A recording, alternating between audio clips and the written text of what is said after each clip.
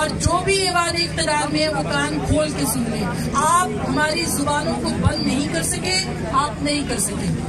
आप हमारे कलम नहीं छीन सके, आप नहीं छीन सकेंगे।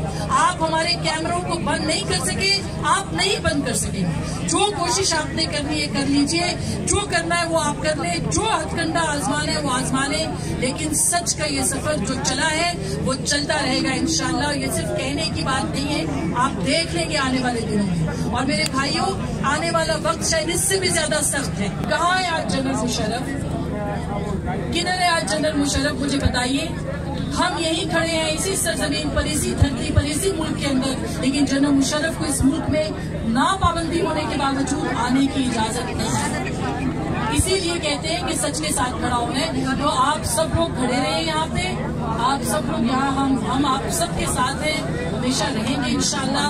और एक आवाज बनकर, इतनी ऊंची आवाज बनकर हम पूछेंगे, एक ऐवान इख्तियार हिल जाएंगे। और जहाँ जहाँ आवाज को जाना है वहाँ वहाँ ये आवाज जाएगी। अब ये काफिला नहीं रुकेगा इंशाल्लाह ताला। बहुत बहुत शुक्रिया।